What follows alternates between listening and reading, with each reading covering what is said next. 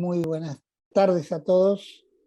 En el segundo capítulo, llamémosle, de este ciclo, quiero agradecerles la inquietud de inscribirse, de estar presentes en esta capacitación especial que nos está haciendo la propia AFIP con el colegio. Es la primera vez, como les decía, que esto se hace. Espero que a futuro se pueda realizar más capacitación que entra en lo que se llama educación tributaria. Yo soy Jorge Haddad y soy el director del Instituto de Derecho Tributario del colegio. Un gusto, y los dejo a ustedes para lo que vinieron, con los funcionarios de la AFIP. Muchas gracias a todos. Bueno, muchas gracias. Bien, como decía el doctor Haddad, bueno, este es un paso importante que quiera Dios sea el primero de unas largas capacitaciones que tenemos intenciones de dar. Bueno, la semana pasada hablamos del monotributo, o sea, de la manera que tiene de tributar de modo simplificado los que inician la actividad, en este caso ustedes. Y hoy vamos a ver ya lo que sería el procedimiento, o sea, cómo iniciar los pasos ante la AFIP. Lo primero que tenemos que saber es que AFIP afortunadamente tiene todos los trámites digitalizados, por lo tanto no es necesario que vayamos a una agencia, si bien todavía coexiste la presencialidad, hoy en día los trámites son 100% digital. Por lo tanto, los elementos que vamos a precisar es algún dispositivo con acceso a Internet y nuestro documento digitalizado, o sea, o sacarle una foto o escanearlo. Lo primero que vamos a precisar es obtener la clave fiscal. La clave fiscal, para los que no saben, es el password o la contraseña que nos va a permitir operar de manera segura con las distintas plataformas de AFIP. AFIP tiene la página de AFIP, a través de la cual nosotros tenemos distintos servicios habilitados, pero también tiene distintas aplicaciones y cada una tiene una función específica. En este caso, para poder obtener la clave fiscal, la aplicación, digamos, tenemos el procedimiento tradicional, que es sacar un turno, ir a la agencia el día y el horario que corresponde, con original y copia de nuestro DNI, y obtenemos la clave fiscal. Esta manera que vamos a conocer hoy es a través de la aplicación que se denomina Mi AFIP. Por lo tanto, lo primero que tenemos que hacer es descargar la aplicación. Se descarga igual que cualquier otra aplicación en los dispositivos.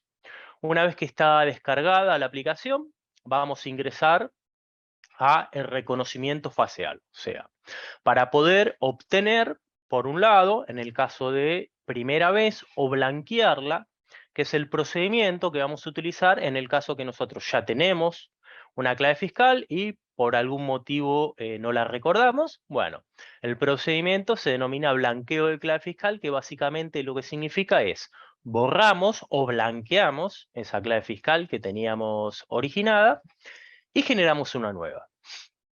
Entonces, desde la aplicación vamos a poder generar la clave o blanquearla. Lo primero que nos va a solicitar es que escaneemos nuestro DNI. Una vez que lo escaneamos y nos identifica, nos va a pedir que ingresemos un CAPTCHA, que es un código alfanumérico que generalmente lo piden la gran mayoría de las aplicaciones. Una vez que estamos dentro del sistema, ya estamos en condiciones de iniciar el procedimiento. El procedimiento de los datos biométricos nos va a pedir que realicemos ciertas acciones de vida, pero antes de ver qué es este procedimiento o en qué consisten las acciones de vida, vamos a darles algunas recomendaciones. Lo primero es que tenemos que buscar un lugar con un fondo claro, preferentemente o liso, para poder diferenciarnos bien del fondo. Tenemos que tener una buena iluminación para que la cámara pueda captar nuestros datos biométricos. No debemos tener elementos que cubran nuestro rostro, como pueden ser los anteojos, el pelo mismo o gorros. Y finalmente vamos a tener que ubicarnos frente a la cámara. Otra de las recomendaciones que damos es que el dispositivo que utilicemos preferentemente esté apoyado para evitar movimientos. Una vez que cumplimos estos requisitos, comenzamos con las acciones de vida. Ahí el sistema nos va a pedir, una vez que estemos frente a la cámara, que miremos hacia algún hombro, puede ser el derecho o el izquierdo, que guiñemos un ojo o que cerremos los ojos, que sonriamos. Una vez que nosotros realizamos estos movimientos que nos pide el sistema, y capte nuestros datos biométricos, los va a comparar con los que tenemos en el RENAPER, en el Registro Nacional de las Personas. Una vez que estos datos biométricos están identificados y coinciden con los del RENAPER, nos va a pedir que ingresemos la clave fiscal. Tengamos en cuenta de que esta clave que nosotros ingresamos por primera vez es provisoria. Por lo tanto, una vez que ingresemos a la página de AFIP, con esta que nosotros ponemos provisoria, nos va a pedir que cambiemos esta clave. Esa clave que nosotros vamos a cambiar va a quedar de modo definitiva, por lo tanto recomendamos que la anoten, ya que las claves fiscales no se vencen, las claves fiscales no se bloquean por el paso del tiempo, salvo que cambien las características, o sea que nos pidan una mayor seguridad, no va a ser necesaria que la cambiemos. Por lo tanto, es recomendable que la anotemos. Sepamos que la clave fiscal es personal e intransferible, por lo tanto, nosotros no debemos darle nuestra clave a nadie, ya que cualquier trámite realizado a través de la web con nuestra clave fiscal, se presume que lo realizamos nosotros. Una vez que tenemos la clave fiscal, el paso siguiente que tenemos que realizar para poder inscribirnos es obtener nuestro quit. El quit es la clave de identificación tributaria, la clave única de identificación tributaria que coincide numéricamente con el QUIL, la clave única de identificación laboral. Entonces, bajo el mismo número vamos a tener la doble condición de QUIL y quit. Para poder convertir nuestro QUIL en quit, vamos a ingresar a la página AFIP, www.afip.gov.ar. Ahí vamos a ir a la opción de comenzar inscripción. Nos va a solicitar que informemos los datos de nuestro DNI y el género que figura en el mismo. Una vez que continuamos, nos va a mostrar los datos nuestros y nos va a solicitar que ingresemos la clave fiscal. Esta clave fiscal que nosotros obtuvimos previamente a través de la aplicación y que la cambiamos. Ya dentro del sistema, lo que vamos a tener que hacer es, los datos referenciales nuestros ya van a figurar, nos va a solicitar que adjuntemos 3 elementos. El primero es DNI frente, que es donde están nuestros datos referenciales. Luego nos va a pedir que adjuntemos el DNI dorso. El DNI dorso es donde están los datos del domicilio y finalmente una foto de frente, una selfie con características similares a las que hablamos recién, o sea, un fondo preferentemente claro, liso, buena iluminación, estar bien frente a la cámara y sacarnos la foto. Una vez que adjuntamos estos elementos solicitados, en el paso siguiente es informar el domicilio real, que como ustedes bien saben es el que figura en el DNI. Por lo tanto, en el domicilio real vamos a declarar tal cual está en el DNI, o sea, va a coincidir con el dato que figura en el DNI dorso. Luego nos va a preguntar si el domicilio real, este que nosotros declaramos, coincide o no con el domicilio fiscal.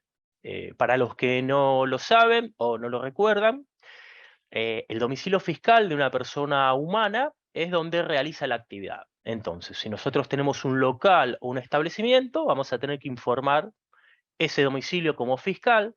Caso contrario, las personas humanas pueden tener su domicilio fiscal donde viven. En caso de coincidir con el domicilio real, ponemos que sí y continuamos.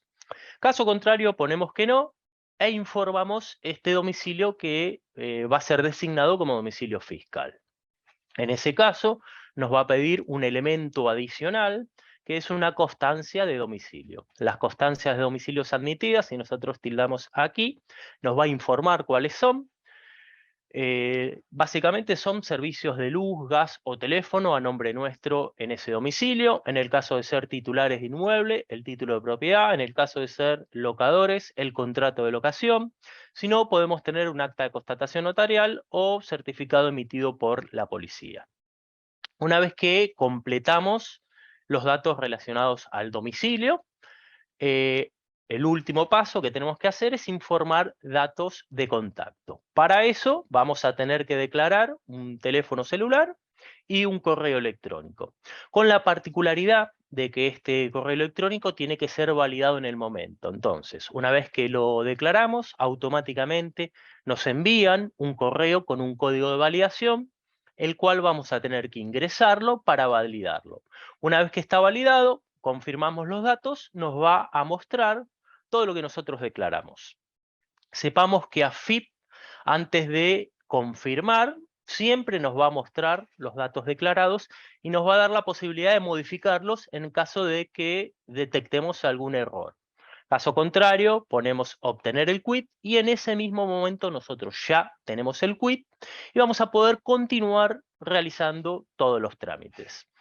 Pero sepamos de que estos datos quedan sujetos a validación. Por lo tanto, con posterioridad a la solicitud va a haber un empleado de AFIP que va a validar que estos datos que nosotros declaramos coincidan con la documentación que aportamos. En el caso de que haya alguna incongruencia o que alguna de la documentación no sea clara, no sea legible o no corresponda, se nos va a bloquear el quit provisoriamente para que nosotros subsanemos ese inconveniente. Junto con el bloqueo del quit se nos enviará una notificación con el motivo a subsanar para que podamos subsanarlos. Una vez que subsanamos ese error, nuevamente se nos activará el quit. Vamos a ver cuáles podrían llegar a ser los motivos que nos impidan obtener el quit de modo digital. El primero es no tener DNI argentino o estar tramitando algún tipo de residencia.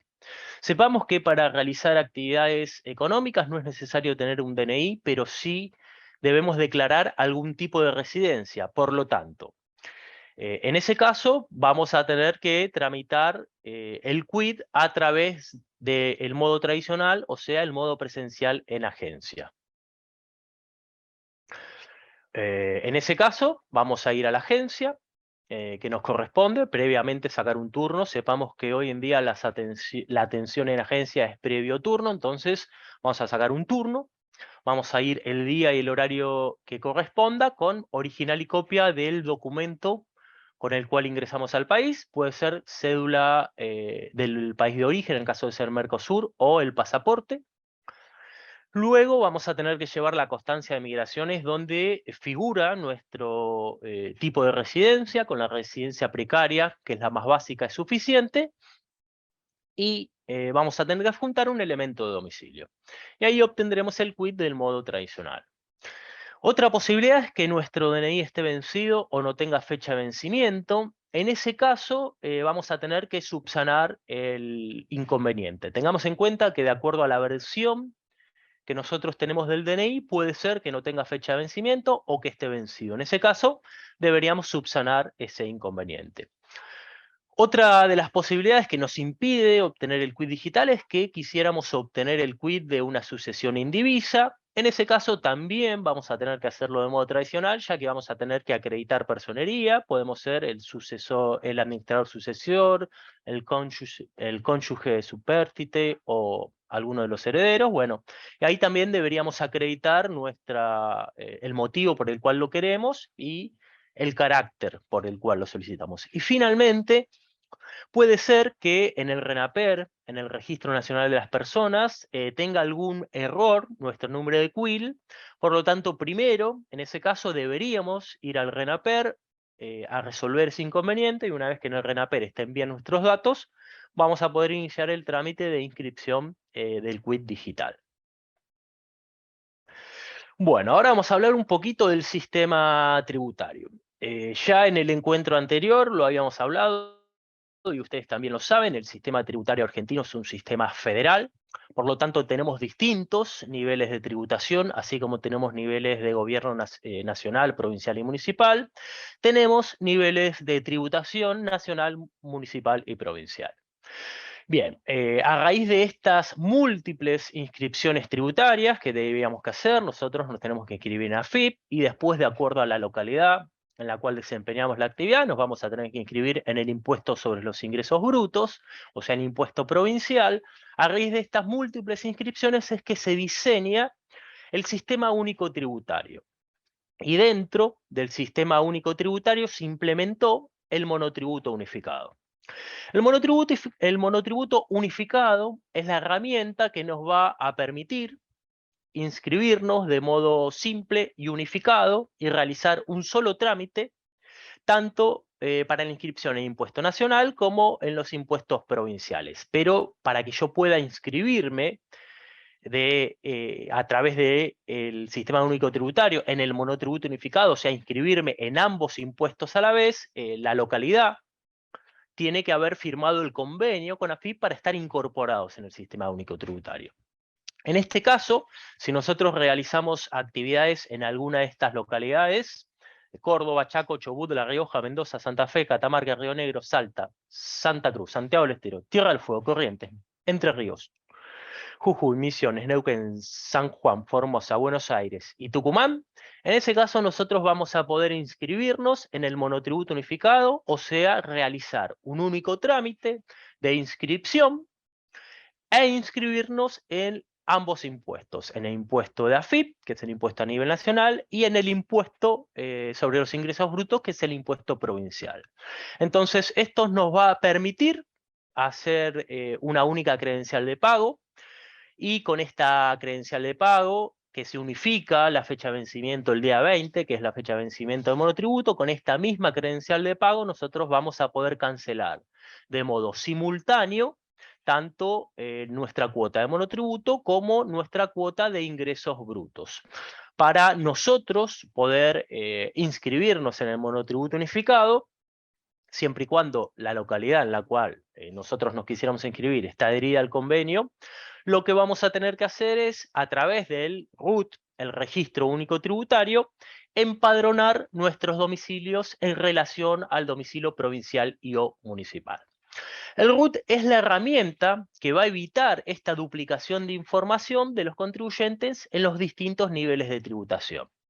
¿Qué es lo que vamos a tener que hacer en el RUT nosotros? Bueno, cuando ingresemos al RUT, que en realidad el sistema nos va a llevar directamente, nosotros vamos a tener los domicilios que declaramos. En un principio tenemos el domicilio fiscal, el domicilio real, pero también vamos a tener los distintos domicilios. En el caso de que nosotros tengamos más de un local, tendremos todos los domicilios declarados.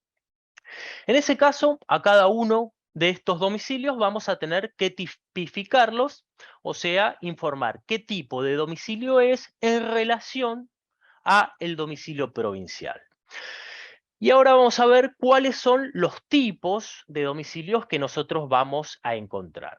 El primero que vamos a encontrar y que es obligatorio es el domicilio fiscal jurisdicción sede. Este va a ser el domicilio que es el domicilio que va a determinar en qué localidad nos vamos a inscribir nosotros en el impuesto sobre los ingresos brutos, o sea, en el impuesto provincial. Entonces, a nuestro domicilio fiscal, que es donde nosotros realizamos la actividad, la vamos a informar como domicilio fiscal sede jurisdiccional.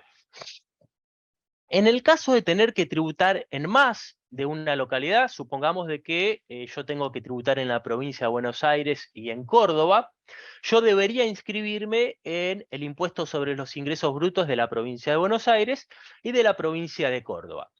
Para evitar estas múltiples inscripciones tributarias a nivel provincial, es de que se inventó o se diseñó en realidad el convenio multilateral. El convenio multilateral es la manera que tenemos de tributar en el caso de tener que tributar en más de una localidad provincial. Entonces, en el caso de tener yo que tributar en la provincia de Buenos Aires y en Córdoba, yo voy a tener que informar el domicilio fiscal jurisdicción sede, que es mi domicilio principal de actividades, y al otro domicilio lo voy a tener que informar como fiscal jurisdiccional. Entonces yo le voy a estar informando al sistema que con respecto al impuesto provincial voy a tener 2 jurisdicciones a las cuales tributar. Mi domicilio fiscal jurisdicción sede y mi domicilio fiscal jurisdiccional.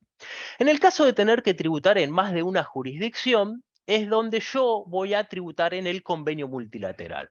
Entonces no voy a tener que inscribirme en el impuesto sobre los ingresos brutos de Buenos Aires y de Córdoba, sino que directamente me inscribo en el convenio multilateral y después yo voy a tributar en este convenio multilateral. Y este organismo es el que se va a encargar de distribuir a los a las distintas localidades o a las distintas provincias este impuesto sobre los ingresos brutos. Una vez que nosotros empadronamos estos domicilios para confirmar si corresponde o no la inscripción en este convenio multilateral, o sea, en el caso de tributar en más de una localidad, el sistema me va a confirmar la jurisdicción. Me va a preguntar si yo obtengo ingresos o realizo gastos vinculados a la actividad en más de una jurisdicción. En caso de poner sí, automáticamente se me va a inscribir en el convenio multilateral y voy a tener que tributar en los 2, 3 o la cantidad de domicilios que yo haya declarado en relación al domicilio provincial. Una vez que nosotros sacamos la clave fiscal, obtuvimos el quit y empadronamos nuestros domicilios en relación a el impuesto provincial y o municipal, el último paso que tenemos que realizar antes de poder inscribirnos en monotributo es declarar el domicilio fiscal electrónico. El domicilio fiscal electrónico es un servicio web que está disponible en la página de AFIP, el cual podemos ingresar nosotros con quit y nuestra clave fiscal, y es el servicio que va a permitir las comunicaciones con AFIP. Es lo que está reemplazando al denominado domicilio postal. O sea, antiguamente AFIP nos enviaba una carta a través del correo argentino a nuestro domicilio postal. Hoy en día existe todavía esas comunicaciones, pero las que más se están utilizando son las comunicaciones electrónicas, o sea, a través del domicilio fiscal electrónico. Por lo tanto, el domicilio fiscal electrónico va a cumplir las mismas funciones que este domicilio tradicional o este domicilio postal. Las comunicaciones recibidas a través de este canal de comunicaciones son totalmente válidas, por lo tanto son legales. Hay que tener en cuenta que para poder yo adherir a este domicilio fiscal electrónico, lo tengo que hacer a través de la página AFIP con quit y clave fiscal. Dentro de la página AFIP, lo primero que tengo que declarar son datos de contacto. Los datos de contacto los informo a través del sistema registral. Dentro del sistema registral voy a ir a la opción datos de contacto y ahí informo un correo electrónico que tiene que ser validado, por lo tanto una vez que lo declaré, se me envía un correo con un código de validación para que yo lo valide. Una vez que está validado, declaro un teléfono y el paso siguiente es adherir al domicilio fiscal electrónico. Para eso ingresaremos al servicio denominado domicilio fiscal electrónico. Dentro del mismo vamos a tener un desplegable con los correos validados y los teléfonos declarados. Seleccionamos los que queremos utilizar como contactos, solicitamos la adhesión y nos va a solicitar previamente que aceptemos los términos o condiciones. Yo recomiendo que los leamos, pero les voy a dar los 2 puntos relevantes. Uno ya lo dijimos, es que las comunicaciones realizadas a través de este canal son válidas, por lo tanto nosotros estamos aceptando de que toda notificación enviada a través del domicilio fiscal electrónico es una notificación válida, es una notificación legal. El segundo punto que estamos aceptando es a partir de cuándo nosotros nos consideramos notificados. Sepamos de que AFIP me puede enviar una notificación, me puede enviar un comunicado, pero también me puede enviar un requerimiento. Los requerimientos tienen vencimiento, por lo tanto, una vez que nosotros nos notificamos, tenemos un plazo para responderlos. Para saber a partir de cuándo empezamos a contar este plazo, tenemos que saber a partir de cuándo nos consideramos notificados. El primer momento es cuando nosotros tomamos conocimiento real con la notificación. Entonces, cuando nosotros recibimos una notificación a través del domicilio fiscal electrónicos, consideramos que esta notificación está disponible para nosotros. Cuando nosotros ingresamos y la abrimos, en ese momento nos damos por notificados. Entonces, el primer momento a partir del cual nos damos por notificados es cuando tomamos conocimiento real de esta notificación, o sea, cuando la abrimos. El segundo momento es un momento de oficio que coincide con las notificaciones judiciales por ministerios de la ley. Entonces, como ustedes ya bien saben, una vez que esta notificación está disponible, o sea, una vez que la notificación está en el domicilio fiscal electrónico, si nosotros ingresamos, como dijimos, a partir de ese momento estamos notificados, pero si nosotros no ingresamos hoy, no ingresamos mañana y no ingresamos nunca, la notificación de oficio, como bien ustedes saben, una vez que está disponible, es el día martes o viernes posterior a que esta notificación está disponible. Entonces, si nosotros no ingresamos, se notifica el día martes o viernes posterior a la recepción de esto. Acá es donde radica la importancia de informar los datos de contacto y de tenerlos actualizados, ya que una vez que se nos envía esta notificación, junto con eso se envía un correo para que estemos alertas y podamos notificarnos.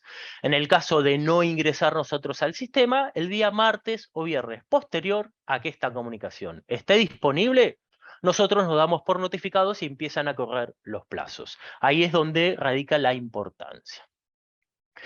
Bien, ahora vamos a ver el procedimiento para inscribirnos en monotributo.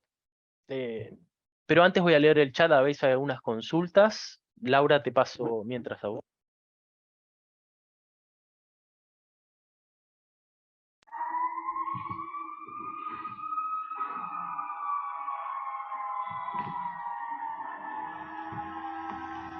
¿Arranco? Bueno, empecé. Dale. Bueno, ahora vamos a hacer toda la secuencia de cómo vamos a inscribirnos en monotributo utilizando las aplicaciones que provee la API. Primero de todo, recordemos, quisiera resaltar o destacar qué cosas tenemos que tener en cuenta antes de empezar a inscribirnos para facilitar la inscripción, o sea, contar con toda la documentación o todos los elementos que necesitamos saber.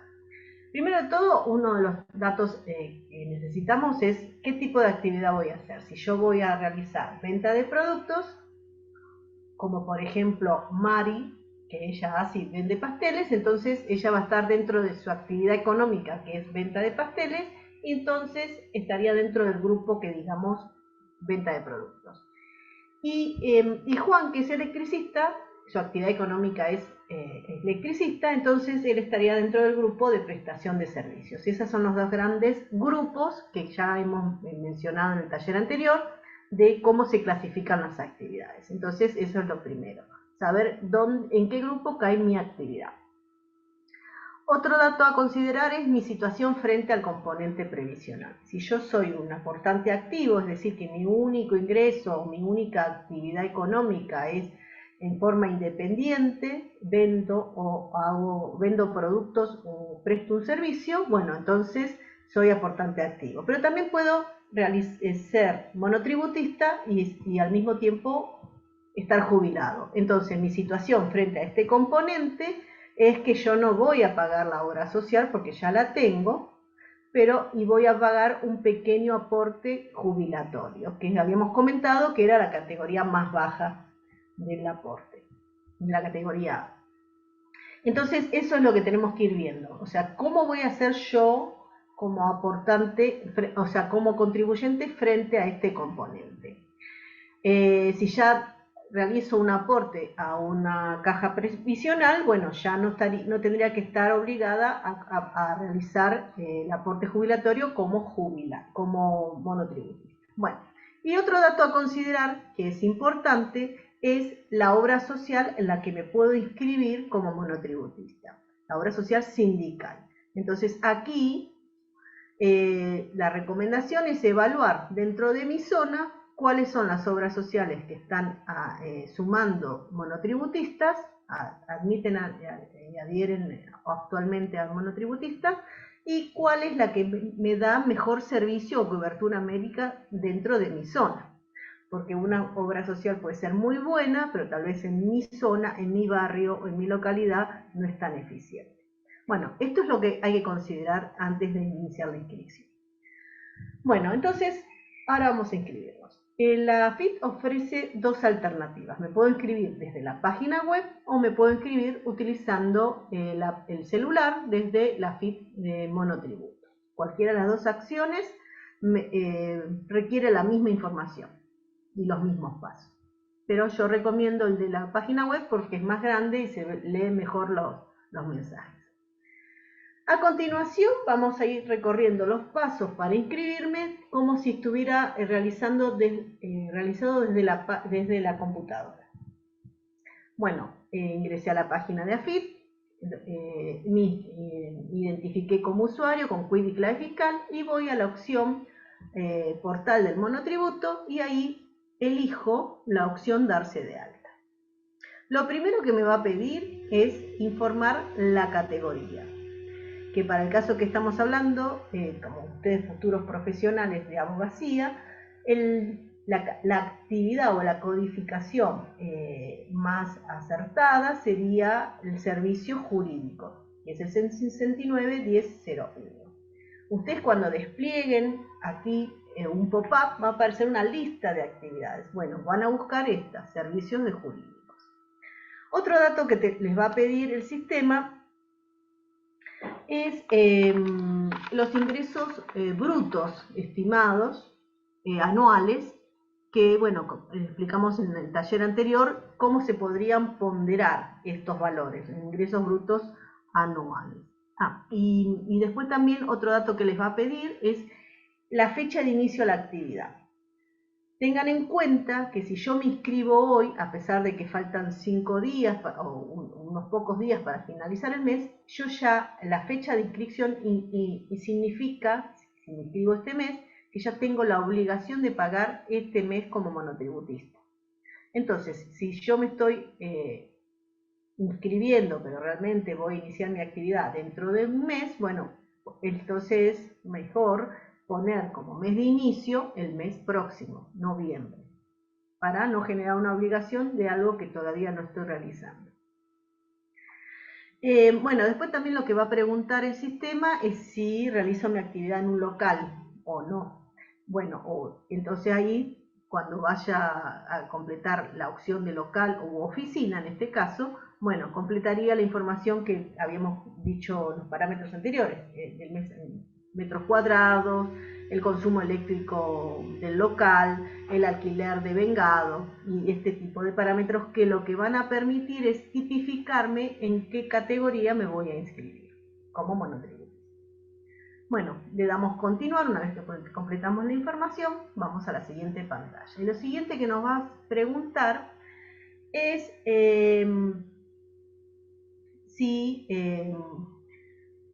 tipo de aportante justamente voy a hacer frente al componente previsional. Y acá aparecen distintas opciones, que son trabajador activo, empleado en relación de dependencia, jubilado, que realizo un aporte a una caja previsional provincial o que soy un locatario, o sea que alquilo bienes o inmuebles o muebles, bienes muebles.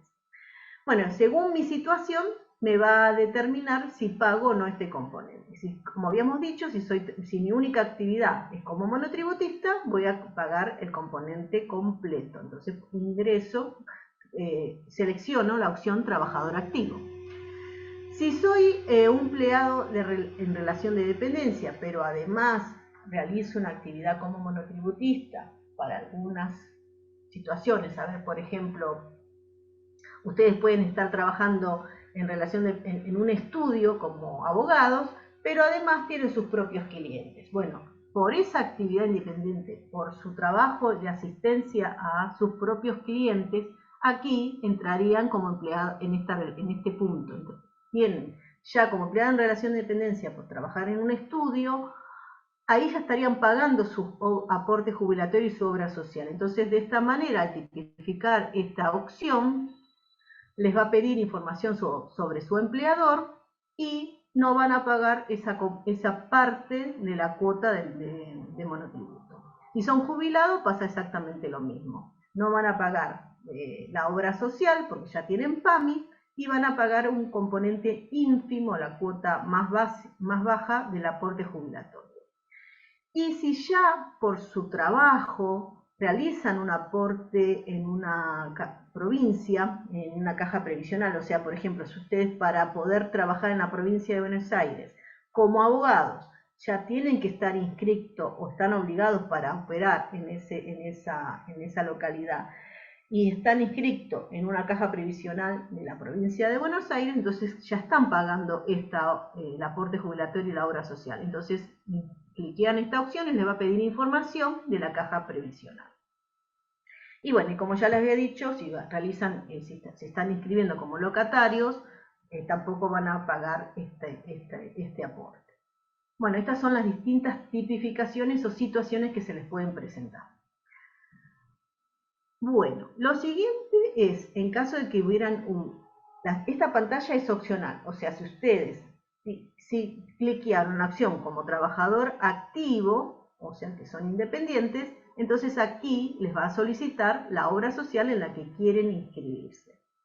Ya averiguaron cuál querían, la seleccionan y luego un dato que les pide el sistema es si quieren sumar sus aportes a los de su cónyuge. Sí o no van a responder y después también pueden incluir en la obra social a todos los familiares que quieran, que puedan incluir, sus esposos, sus hijos. Y bueno, y aquí el sistema les va a solicitar toda la información de los adherentes.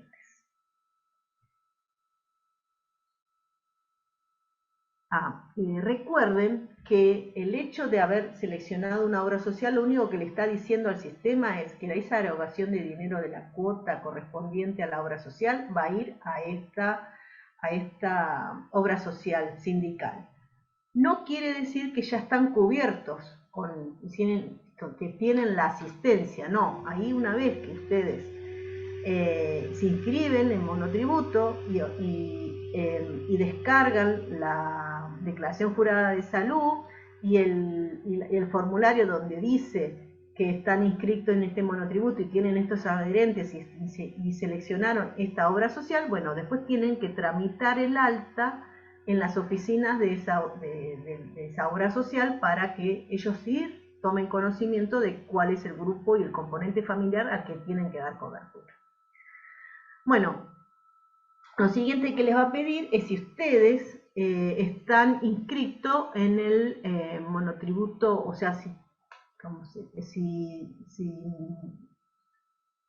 pertenecen al componente integrado provincial municipal, que sería si están en el monotributo unificado. Si ustedes realizan una actividad económica en más de una localidad, lo que le está preguntando acá es, ¿me inscribo también en el convenio multilateral? Como había explicado Ezequiel, en que a partir de este momento lo que le están diciendo es que mi componente, mi parte del componente de mis aportes relacionados con el impuesto provincial va a ir al convenio multilateral y si tienen una actividad en más de una provincia.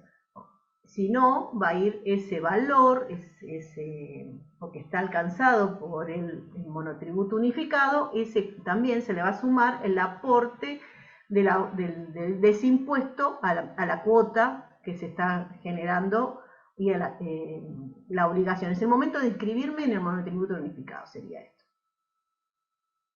Bueno, y finalmente... Quiero aclarar algo. Esta última pantalla que nos decía Laura del monotributo unificado, solo la vamos a tener, recuerden, en el caso que la localidad a la cual nosotros nos estamos inscribiendo haya firmado el convenio con AFIP y se encuentre dentro del sistema tributario unificado. Caso contrario, esta pantalla no la vamos a tener y que vamos a tener que ir, en caso de corresponder, hacer el trámite de inscripción en el impuesto provincial, o sea, en el ente recaudador provincial. Continúa, Lau. Quería aclarar eso. Sí, no, está bien. Perfecto. Bueno, entonces, una vez que terminamos todos estos pasos, el sistema nos va a desplegar toda la información que fuimos registrando como monotributista. Lo chequeamos y entonces nos daríamos de alta. Una vez que nos dimos de alta y aceptamos que ya esta información, la que registramos, es correcta, el sistema nos va a permitir descargar distintos documentos que vamos a necesitar. Uno de los datos, uno de los que siempre necesitamos es, por ejemplo, la constancia de inscripción ante la AFIP. Otro formulario es el formulario 184, que es el que comenté que tenían que presentar en la obra social para darle el alta. Después la credencial de pago y finalmente el formulario data fiscal, que vamos a explicar más adelante. Bueno, aquí lo que le quiero mostrar son algunas pantallas de la versión de la aplicación Monotributo para familiarizarse. También entro en mi AFIP, entro en la opción Monotributo y acá me identifico con CUID y clave fiscal. Y acá en los 3 puntitos hay cierta información que puedo consultar, como las agencias disponibles, puedo tramitar un turno en una agencia, un turno virtual, obtener la constancia de inscripción, escanear mi data fiscal y distintas, o sea, hay alertas, por ejemplo, fechas de cuándo se vence mi monotributo, comunicaciones de AFIP, bueno, y distintas informaciones que son de fácil acceso y que siempre se pueden necesitar. Bueno, y ahora les quería comentar qué es el data fiscal. Este es un formulario, el formulario 960/D, que es un formulario impreso que consta de un código QR. Ese código QR, los clientes de las personas pueden escanear ese código y obtener información del negocio, por ejemplo, información fiscal del comercio. ¿Cómo qué? ¿Cómo puede ser la dirección, el nombre de fantasía del local, el CUID, en qué está inscrito, o qué actividad realiza, y quiénes están obligados a exhibir este formulario. Este formulario están obligados a exhibirlo todos los ciudadanos que realizan alguna actividad de venta de productos o prestación de servicios, indistintamente si están bajo el régimen monotributista o no.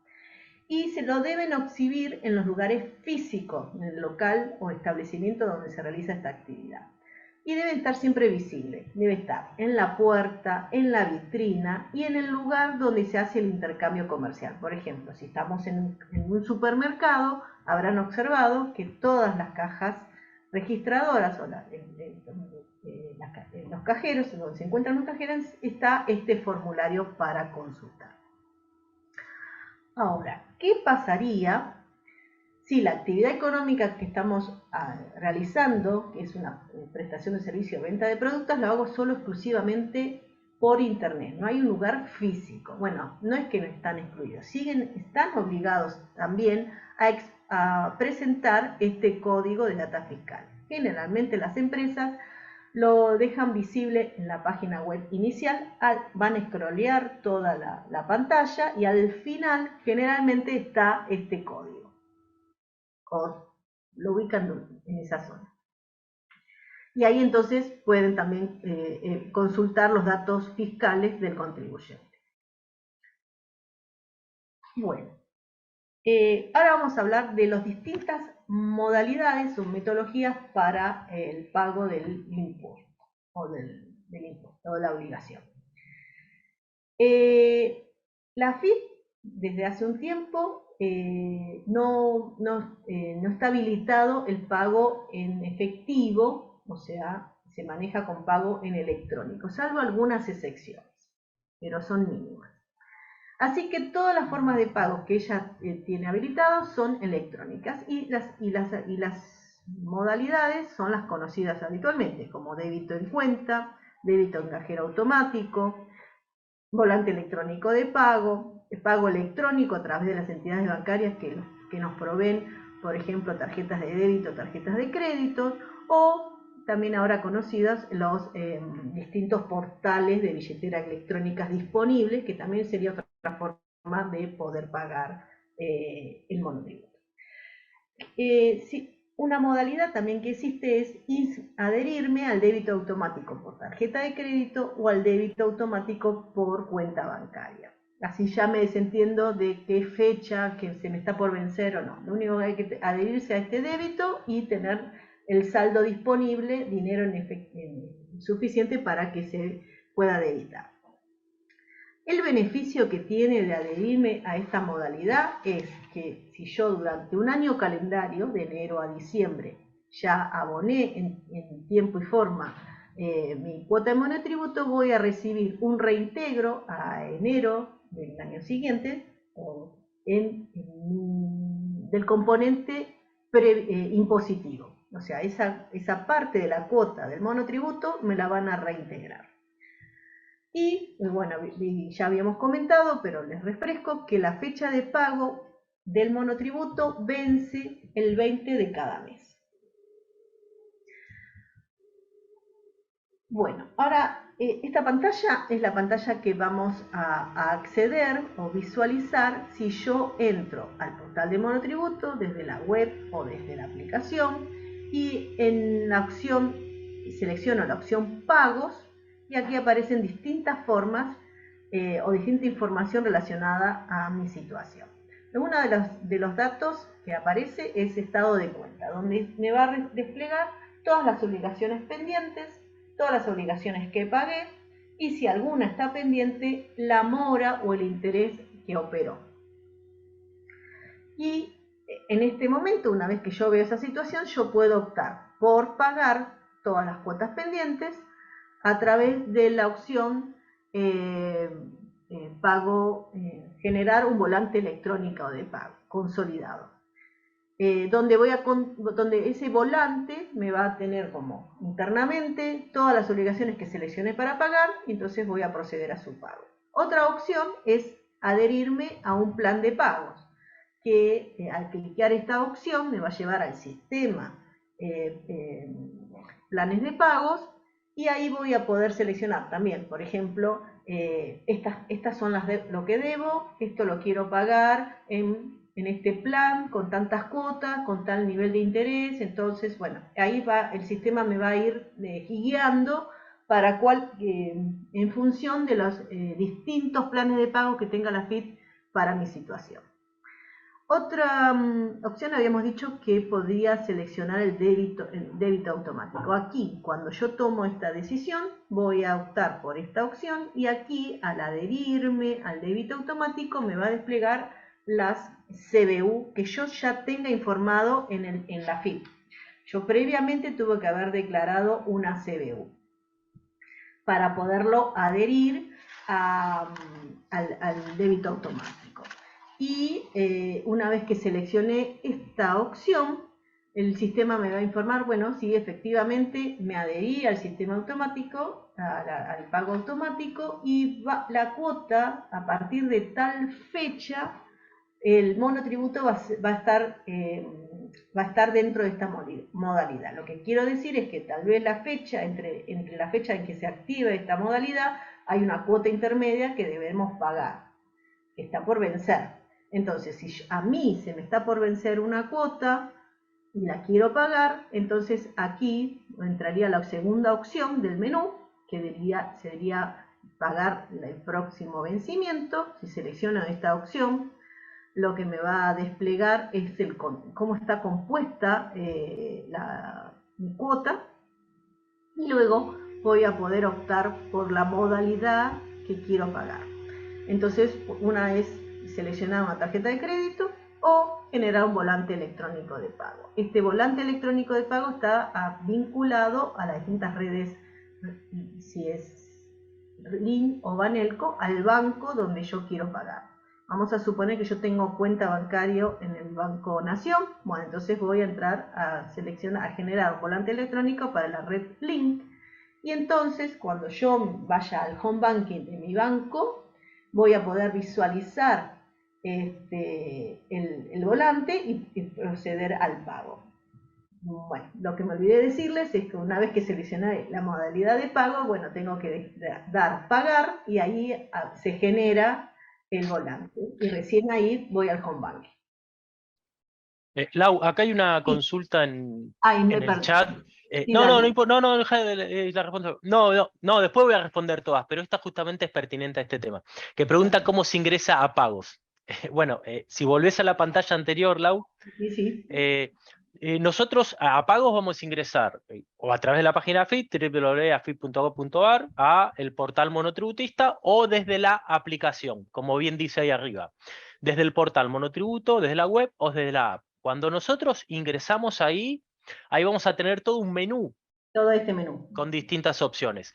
Cuando seleccionamos ahí pagos, que es el que está resaltado en azul, ahí vamos a tener este menú. Entonces, ingresamos o a la aplicación o a la página AFIP, vamos a monotributo y dentro del monotributo vamos a la opción de pagos y ahí es donde están todas estas que explicó Laura. Era eso nomás, era... Está bien, perfecto.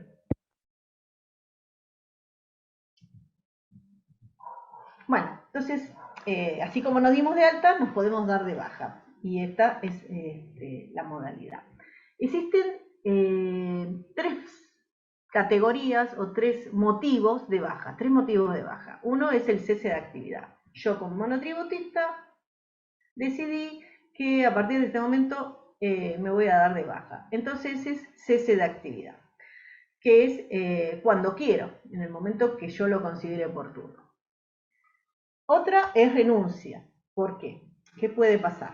Puede pasar que yo como monotributista estoy dentro del régimen, que cumplo ciertos requisitos, como ejemplo mi facturación dentro de ciertos parámetros, pero yo estoy viendo que me está yendo bien y que ya no, por ejemplo, voy a facturar más el próximo mes o que ya no cumplo los requisitos. Entonces, yo renuncio al régimen como monotributista y automáticamente inicio mi inscripción al régimen general. Otra razón por la que podrías darse de baja es exclusión. Tengamos en cuenta que la AFIP cuenta con cierta información de nosotros como contribuyentes. Entonces puede evaluar esos parámetros o esa información que tiene y al evaluarlo darse cuenta que no estaría cumpliendo los requisitos para pertenecer en el régimen. Entonces se procede a la exclusión. Si yo me di de baja como monotributista bajo la opción cese de actividad, puedo darme de alta en cualquier momento. Ahora, si los motivos de mi baja fueron por renuncia o por exclusión, debo cumplir el requisito que es 3 años de carencia completo antes de poderme dar de alta. Es decir, yo me doy de baja hoy. Y entonces, los 3 años de carencias calendario van a darse desde enero del año siguiente, o sea, todo 2023, todo 2024 y todo 2025. Entonces recién voy a poderme dar de alta o reingresar al régimen monotributo a partir de enero del año 2026. Eso es lo que hay que considerar para distinguir los distintos motivos o cómo te impacta cada tipo de motivo. Bueno, entonces, si entré, para darme de baja, eso es muy simple. Entro a la aplicación con Quick y clave fiscal, a la opción de monotributo, al servicio de monotributo. En este caso estoy mostrando las pantallas que visualizamos desde el celular. Opto por la opción, en vez de pago, por ejemplo, opto por la opción modificación y baja. Y una vez que ingresé ahí, voy a darme de baja. Y ahí el sistema me va a pedir la fecha de baja, por ejemplo, si este mes, y la situación o el motivo de la baja. En este caso podemos cliquear la opción cese de actividad. Y el sistema me va a desplegar la información que cargué y bueno, y si estoy convencida de que quiero darme de baja, le doy continuar y sí, efectivamente me doy de baja. Bueno, hasta aquí están los contenidos teóricos. Dejo de compartir y si estamos abiertos a las consultas. Sí, yo quería hacer una aclaración con los motivos. Si me pones de nuevo los motivos, Lau, los tres. El primer motivo, como explicaba Lau, cese de actividad, como, bueno, lo explica su nombre, cese de actividad. O sea, yo dejo de realizar la actividad. Yo me doy de baja y me doy de alta cuantas veces quiero. O sea, yo hoy realizo una actividad X, la dejo de realizar, me doy de baja, mañana realizo otra actividad, me doy de alta. Esto significa cese de actividad, no hay continuidad de actividad. Con respecto a la renuncia y la exclusión, implica continuidad de actividad. O sea, yo no dejo de realizar la actividad, solo dejo de cumplir los parámetros para poder ser monotributista. ¿Qué implica entonces esto? Automáticamente el alta como responsable inscripto. ¿Qué significa responsable inscripto? Me doy de alta, por un lado en IVA, por el otro lado en ganancias, presento la declaración jurada de IVA y pago el IVA mensualmente, con ganancias son declaraciones juradas anuales. Entonces, cese de actividad, yo finalizo.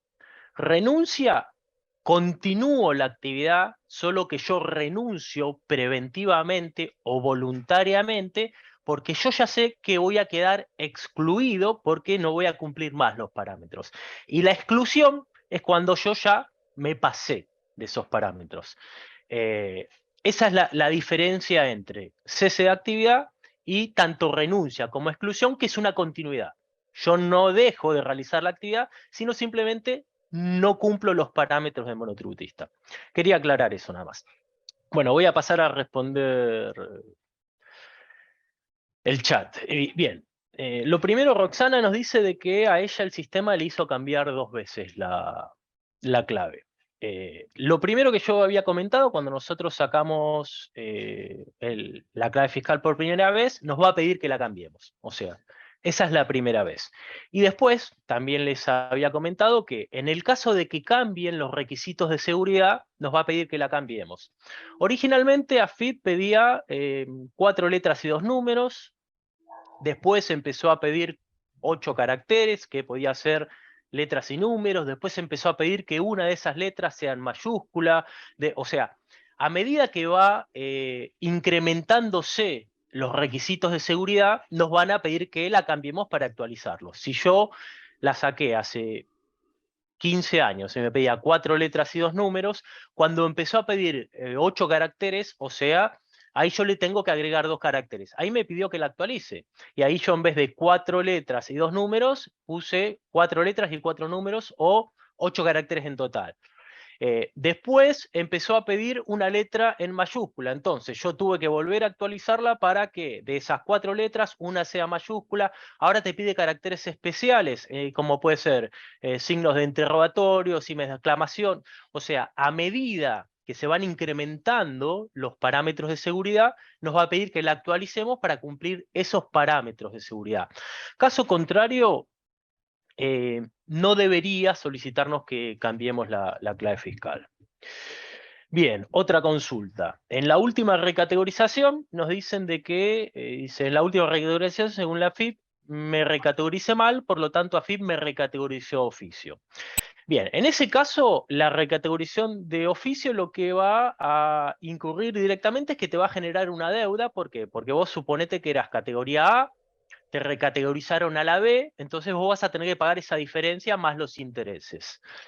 En un principio esa sería la sanción. También existe la posibilidad de que tengas sanciones como multas y demás, pero en ese caso te las van a notificar a través del domicilio fiscal electrónico. Después, acá viene 3 preguntas en realidad. La primera es, ¿no es invasivo de la privacidad solicitar la foto del DNI que contiene no solo número de trámite, sino también directivas anticipadas como donación de órganos y demás? En un principio, si es invasivo o no es invasivo es una apreciación personal, por lo tanto yo no podría responderlo. Por el otro lado, ten en cuenta de que toda esa información vos se la estás brindando al Estado. Por lo tanto, el Estado ya tiene toda esa información. No sería invasivo porque esa información ya la tiene. Vos simplemente lo que estás haciendo es identificarte, es decir, yo soy esta persona. Y tenés que demostrar, tenés que acreditarlo con documentación.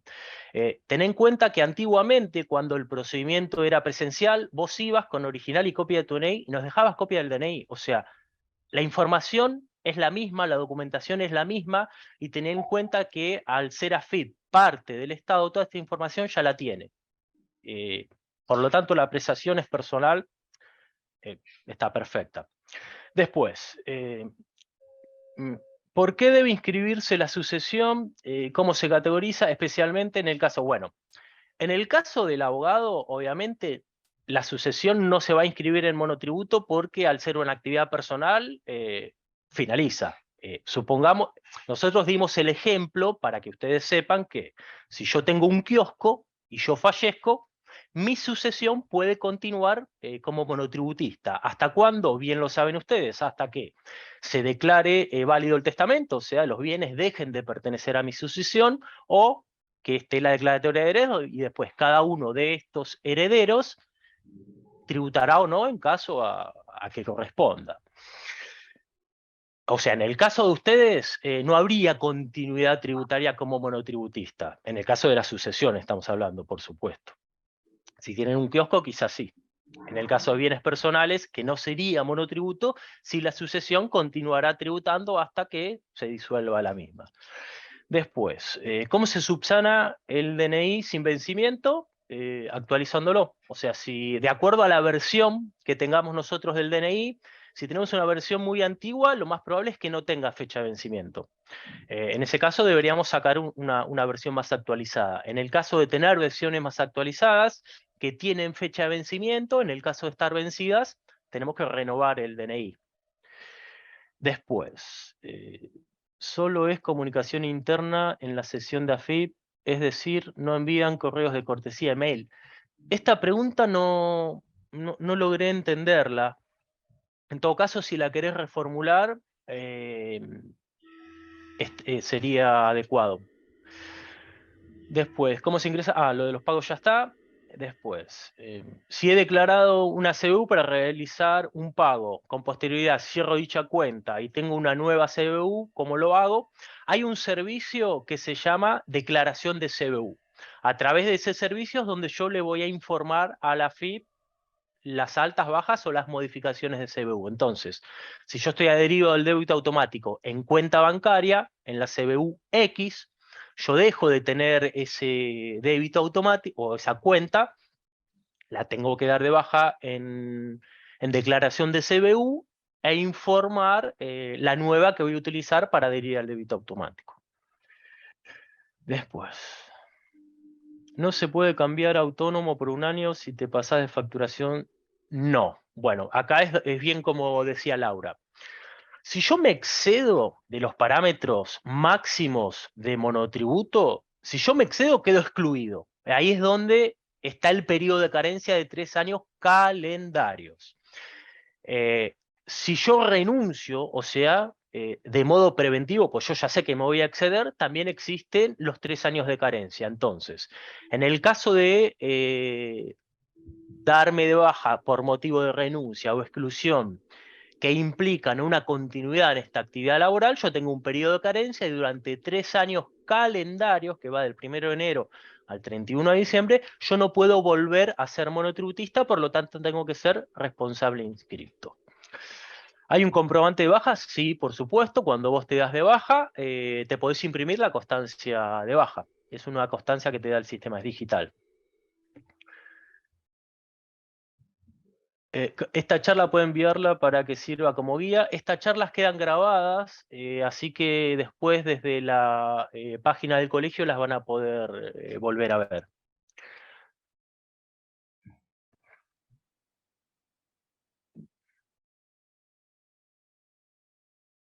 A ver, si pago monotributo sin aportes y estoy en caja de abogado de la provincia, ¿el aporte de monotributo me sirve para jubilarme en ANSES en un futuro? Exactamente, o sea, Si vos realizás, o sea, vos estás obligado, yo no recuerdo, no sé en realidad si todavía existe Casaba o no, pero bueno, antiguamente Casaba era la caja previsional de la provincia, hoy en día desconozco, pero supongamos de que vos por tu actividad estás obligado a esta caja previsional, vos estás pagando tu jubilación por un lado.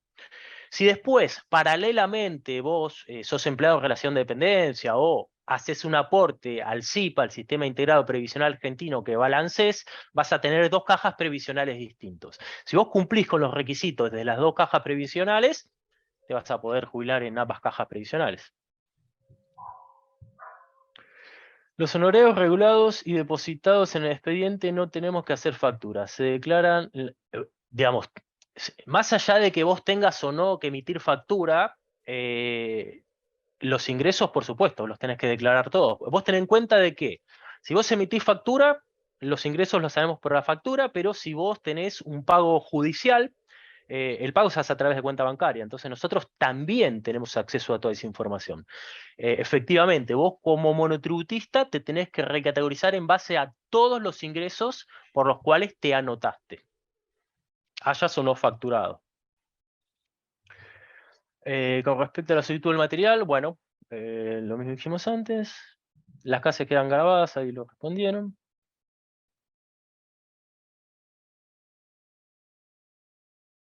Bien, ¿qué sucede si realizo la actividad de mi domicilio? ¿Cómo cargo esos datos respecto de alocación, consumo? Bien, eso lo vimos en el encuentro anterior.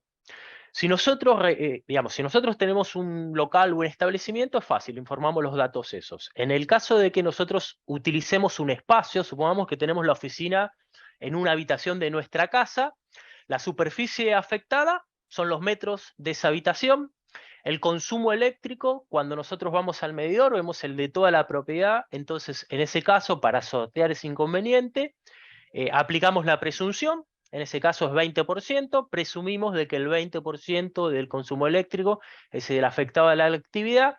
Y con respecto al monto de los alquileres de vengado, hacemos una regla de 3 simple y sacamos cuál es el porcentaje de la superficie total la que afecta a nuestra actividad. Supongamos que mi casa tiene 100 metros, la oficina o la habitación que yo utilizo es 20 metros, la regla es fácil, es 20%, el 20% de lo que yo pago de alquiler es lo que voy a informar como alquileres. Después, adhiero, remisión de material, perfecto, material, bien. A ver, lo de material.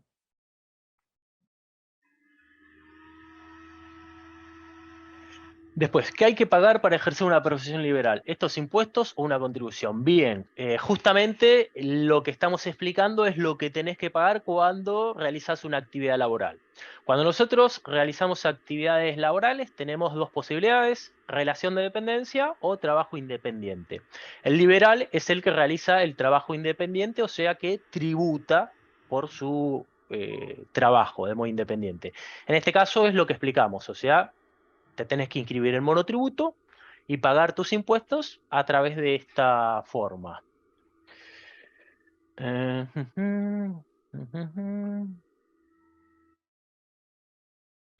Bien, ¿cuáles son las modificaciones posibles que aparecen en el sistema? Por ejemplo, ¿cómo se introduce cambios cuando alguien se jubila o se agrega una actividad? ¿Cuál debe pagar el aporte jubilatorio? Bien, en ese caso, cuando Laura explicó el procedimiento para darse de baja, justamente ahí era modificaciones y baja. Si querés, si podés avanzar, Lau, creo que era la pantalla siguiente. Dos más son. Acá. No, justo en esa era. Cuando No, nosotros. ¿Dónde estaba la pantalla baja de monotributo? Una más. Una más. Acá. acá sí. Acá justamente es modificaciones y bajas. Y ahí hay dos opciones. Una es modificación y otra es baja. Laura explicó la de baja porque explicamos el procedimiento para baja. Si nosotros entramos en modificación, ahí hacemos la modificación. A ver. Ahí, si nos jubilamos, hacemos la modificación, informamos que somos jubilados. Si tenemos otra actividad, en realidad la modificación incorporar la actividad la hacemos a través del sistema registral, informamos la nueva actividad y en todo caso la modificación que tendríamos que hacer es incorporar los ingresos que tenemos por esta nueva actividad.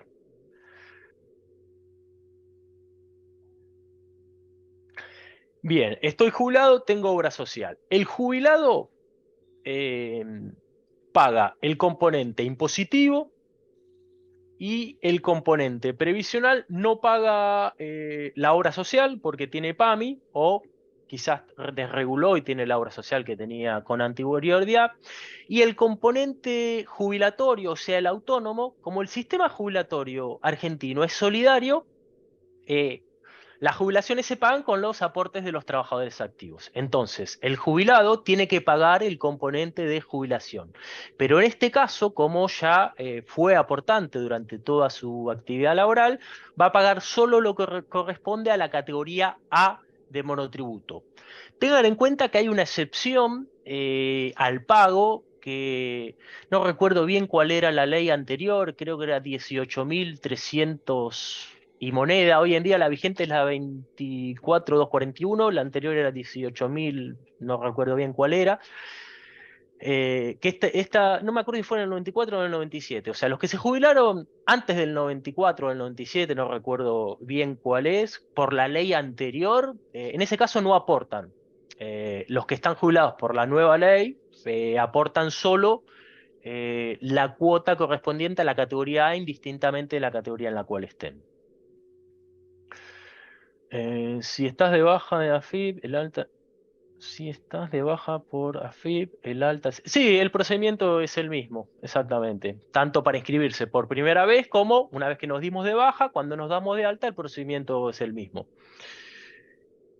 La diferencia entre monotributo y autónomo es que el monotributo es un régimen simplificado orientado para pequeños contribuyentes y autónomo, en realidad, autónomo es el aporte jubilatorio. El monotributo también paga autónomo. Solo que cuando nosotros escuchamos hablar de autónomo, generalmente la acepción o el significado que le damos al autónomo es el contribuyente del régimen general, o sea, el que está inscripto en IVA, por un lado, en ganancias por el otro lado, y en autónomo por el otro lado, en contraposición con el régimen simplificado que sería monotributo. Lo del material ya está.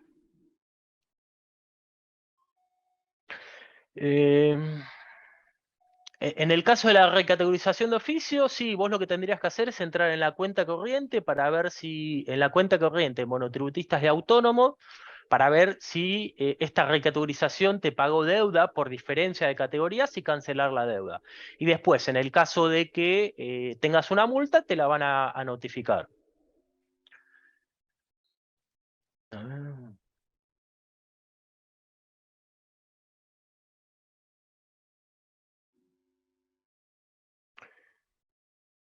Después lo de soy jubilado ya respondí. Las notificaciones se realizan a través del domicilio fiscal electrónico. A ver, consulta.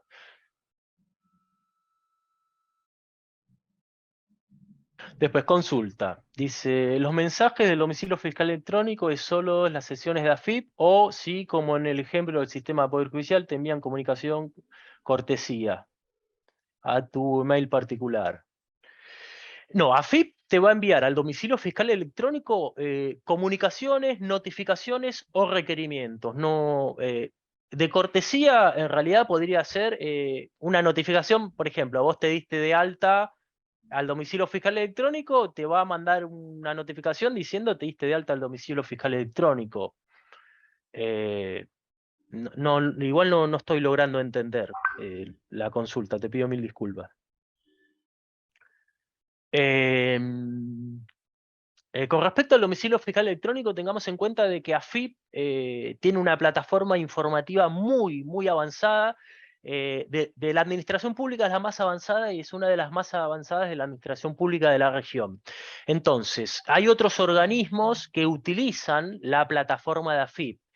Entonces también pueden llegar a recibir comunicaciones de otros organismos, también a través de la página AFIP. Hay organismos como organismos recaudadores provinciales que también utilizan, o sea, La plataforma de AFIP es utilizada por otros organismos también, no solo por AFIP. A ver, ¿qué pasa si no me inscribo porque trabajo en base a acuerdos con mis clientes? Y estás en infracción. Sepamos de que el sistema tributario argentino es un sistema legal, por lo tanto no es opcional. Vos estás obligado a inscribirte. Son abogados, no hay mucho más para explicar acá, ustedes ya lo saben. A ver, es imprescindible tramitar el convenio multilateral si estoy particulado en Cava y en la provincia de Buenos Aires, pero tengo... Mira, con respecto a lo que es el impuesto tributario provincial, no podría asesorar más de lo que yo dije porque no corresponde a la FIP. Desconozco. Yo sé que en Capital están exentos del impuesto sobre los ingresos brutos, o sea, HIP, está exento los profesionales. En provincia tengo entendido que no. La modalidad de tributación, desconozco si será convenio multilateral o directamente te inscribís en provincia. Eso en todo caso deberías acercarte a ARBA y consultarlo con ellos para que te den un asesoramiento más certero.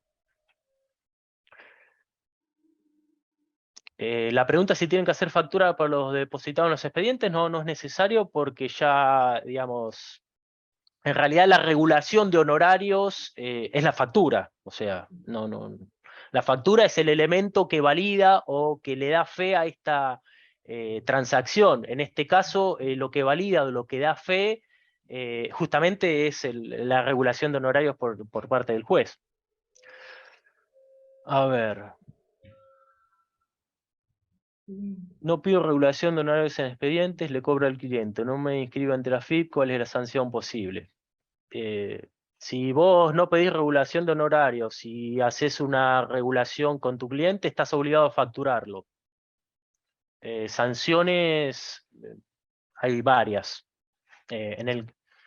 La sanción puede ser multas, pueden ser... Sí, en realidad, bueno, de acuerdo a los montos, no más de multas. Porque para que te apliquen la ley penal tributaria tienen que ser montos enormes, ustedes bien lo saben, esto no tengo mucho más para explicar ahí. A ver, si tengo aportes en relación de dependencia, ¿puedo igualmente abonar aparte de la obra social? Mirá, como poder podés. No veo el motivo por el cual lo harías en realidad. Vos pensá que si vos sos empleado en relación de dependencia, tenés la posibilidad de no aportar jubilación y obra social. Si vos querés hacer el aporte, lo podés hacer, obviamente. Ahora, el día de mañana no vas a tener un beneficio en tu jubilación y con respecto a la obra social, a lo sumo, si vos pagás por afuera, pagarás menos, pero no veo un mayor beneficio, pero bueno, es una opción personal. A ver, si trabajo en mi casa en provincia de Buenos Aires, estando matriculada en Cava, puedo hacer figurar como el domicilio fiscal, fertilidad. Mira, con respecto a este tema, yo supongo que si vos no estás matriculada en provincia de Buenos Aires, vos no podrías ejercer la profesión. Entonces, en ese caso, en teoría, vos no podrías. Pero bueno, en un principio es así. Cuando vos te inscribís en AFIP, declarás un domicilio fiscal. El domicilio fiscal es el que va a determinar a dónde vos tenés asentado tu local, tu establecimiento o tu oficina. Y vos vas a tributar en base a ese domicilio fiscal. Vos cuando sacaste tu matrícula en Cava seguramente designaste un domicilio en Cava. Llegado al caso, deberías designar ese domicilio como tu domicilio fiscal, que es donde AFIP te va a ir a notificar, llegado al caso. Y en ese caso, bueno, tributarías en Capital Federal que estarías exenta.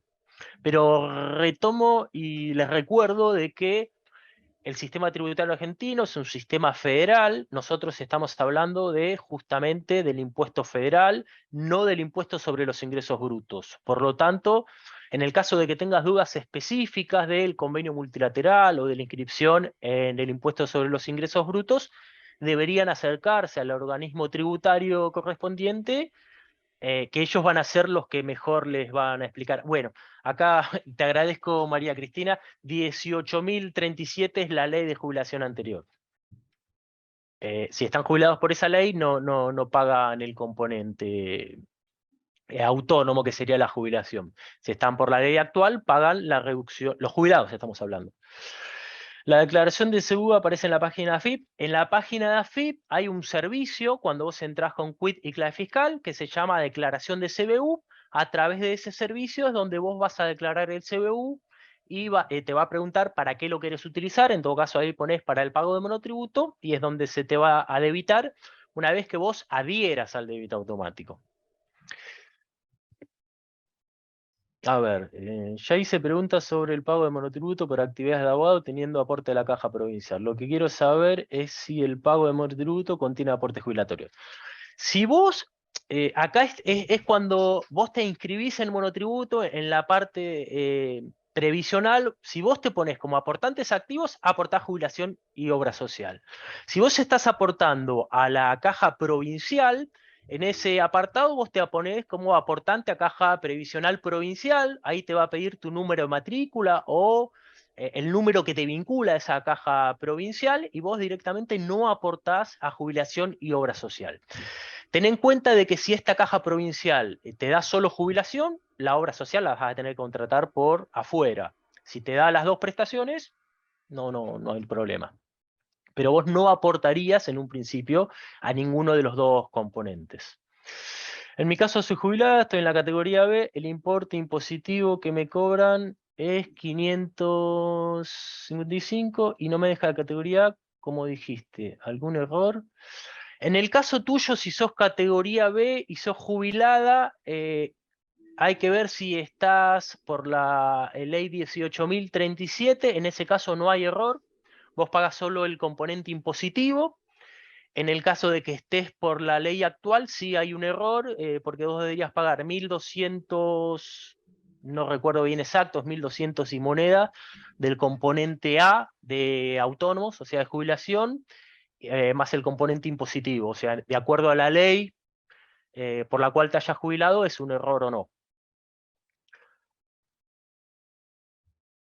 Aclaro que es si se paga monotributo, una mínima categoría que comprende ese pago. La categoría mínima de monotributo o sea, el monotributo tiene dos impuestos, o sea, dos conceptos. El concepto impositivo, que incluye IVA y ganancias, y el componente previsional, que incluye autónomos, o sea, jubilación y obra social. El componente previsional, de acuerdo a nuestra particularidad, puede que paguemos uno, que paguemos el otro, o que no paguemos ninguno. O sea, el monotributo incluye estos dos conceptos, por así decirlo. Quiere decir que si hay que entrar en la web de AFIP para ver las notificaciones, efectivamente las notificaciones nos van a enviar a través del domicilio fiscal electrónico. Hay que entrar al domicilio fiscal electrónico para poder notificarnos. El aporte judicial que te notifican en la plataforma, pero que te mandan un correo a tu mail para decir que andás mirando las notificaciones, te aviso cortesía. Lo hacen la AFIP. AFIP te envía notificaciones, sí, cuando vos te adherís al... Bueno, en ese caso ahí entendí lo que decía. Sí, cuando vos te adherís al domicilio fiscal electrónico, te manda un correo como diciéndote que te adheriste y demás.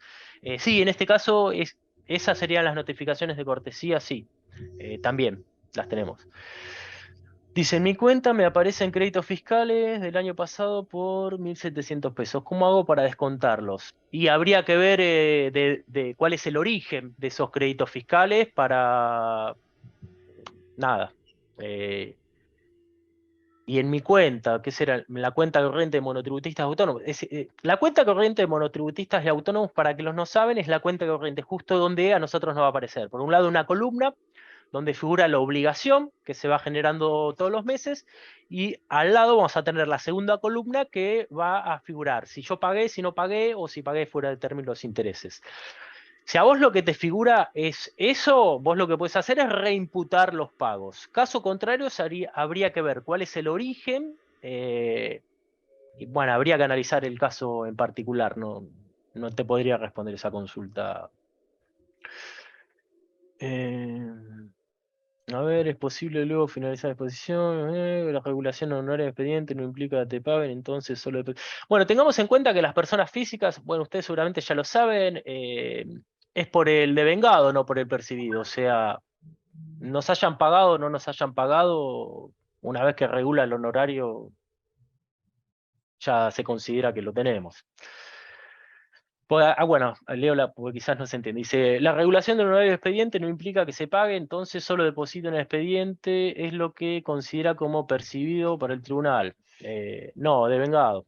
O sea, cuando se genera la obligación, se genera. Después cuando vos lo informás en ese momento. O sea, cuando el monotributo,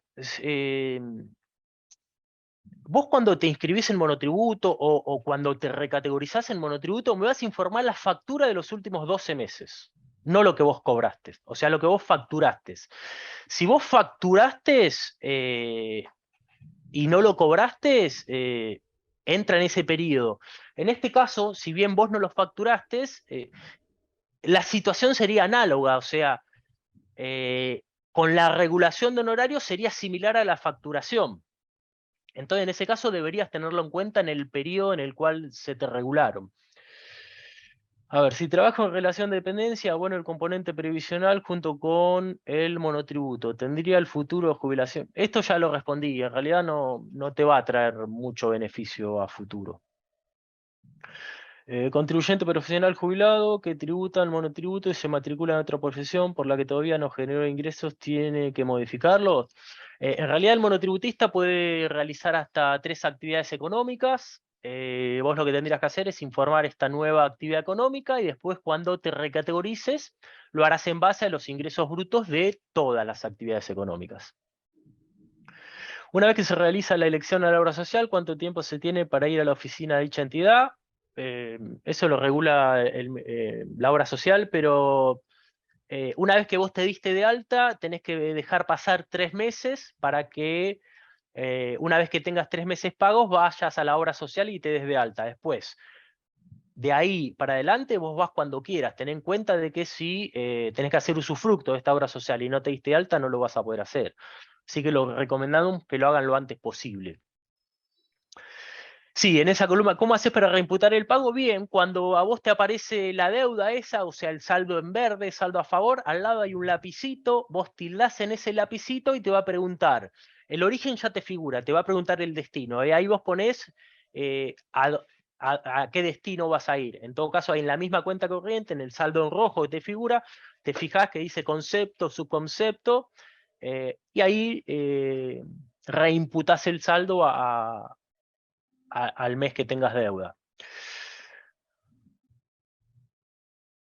A ver, una vez que se realice la elección de ya está.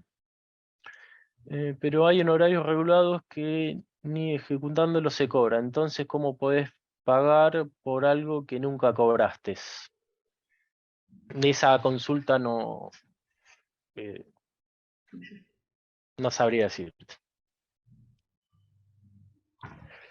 En ese caso, sí, no sé. Porque sí, sí. La cuestión es de que, sí, yo entiendo de que muchas veces la realidad nos marcan cosas que se contraponen con la normativa. En ese caso, sí, cuando vos tenés un incobrable, tengamos en cuenta lo siguiente, en base a lo que yo venía diciendo un poco, ¿no? El monotributo siempre se va a categorizar en base a los últimos 12 meses. Entonces, supongamos de que yo hoy me regularon un honorario y no lo cobro nunca en mi vida. Ese honorario yo lo declaré hoy. Cuando pasaron los 12 meses, salió de la órbita de declaración mía, porque yo siempre declaro los últimos 12 meses y yo me recategorizo en base a los últimos 12 meses. En el caso de ser un importe grande y es incobrable, quizás me traiga un perjuicio, porque quizás ese importe me excluye del monotributo y yo no lo voy a cobrar nunca, entonces la realidad me perjudicó. En ese caso, bueno, quizás lo que habría que hacer es tratar de hacer una presentación en AFIP para impugnar ese pago y que de alguna manera, o sea, tengamos en cuenta lo siguiente. Cuando yo quedo excluido del monotributo de oficio, o sea, el sistema me excluye, yo tengo la posibilidad de pelear esa exclusión. En el caso de que sea este supuesto, que a mí me excluyeron por una realidad que en realidad no fue, o sea, un pago que yo nunca cobré, pero nada, se tuvo en cuenta por ese motivo, llegado el caso yo ahí podré presentar mi descargo explicando la situación, aportando la documentación que yo crea necesaria, y ahí va a haber un análisis de un empleado de AFIP al cual nosotros vamos a poder acercarnos, le vamos a poder explicar, le vamos a poder demostrar todo, y llegado el caso, el empleado de AFIP nos dará la razón y revertirá lo que es la exclusión. Pero bueno, llegado al caso, se analizará en ese momento, ustedes expondrán sus motivos y en el caso de ser razonables, se les dará, se les revertirá la situación.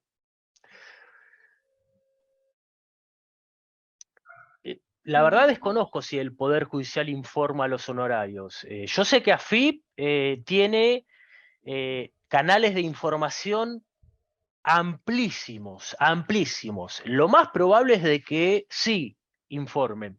Lo que con seguridad informan son los de el banco, o sea, si ustedes lo cobraron, la información es segura. Ahora, si hubo regulación de honorarios, no sabría decirle. Quizás sí.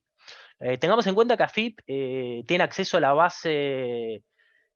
AFIP tiene acceso a prácticamente toda la base informativa del país. ¿Por qué? Porque AFIP analiza muchas variables y dentro de todas esas variables tiene que analizar nuestro comportamiento en gastos, en ingresos. Entonces, tiene mucha información o tiene quizás mucha más información de la que nosotros creemos.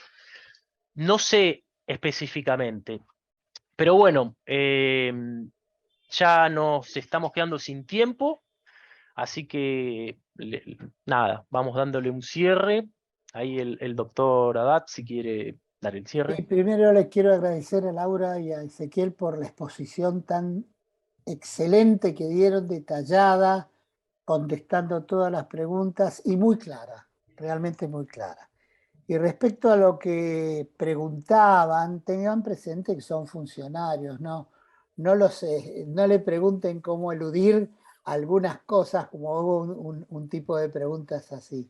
Ellos son funcionarios de la AFIP. Y por otro lado, lo del devengado es un problema histórico, también lo tienen las personas jurídicas, también ocurre lo mismo en impuestos a las ganancias. Pueden anular una factura, pero el problema es cuando no tenés factura, sino regulación judicial. Ahí es donde se plantea el problema y eso se puede plantear, como dijo muy bien Ezequiel, ante la AFIP. Y si no están de acuerdo, porque la AFIP no le da la razón, pueden judicializarlo ustedes mismos, porque es un caso de ustedes. Si ustedes tienen elementos para demostrar que la empresa no existe más, ni siquiera se presentó en concurso ni quiebra, y que eso no lo van a poder cobrar nunca, bueno, hay parámetros en impuesto a las ganancias que le determina cuándo esto es castigado, o sea, cuándo se puede tomar como deducción por incobrables. Es mucho más complejo que acá, pero es así. Bueno, les agradezco a todos y el viernes que viene espero verlos nuevamente. Muchísimas gracias otra vez y a los presentes también les estoy agradeciendo a todos. Hasta el próximo viernes y bueno, nos vemos. Gracias.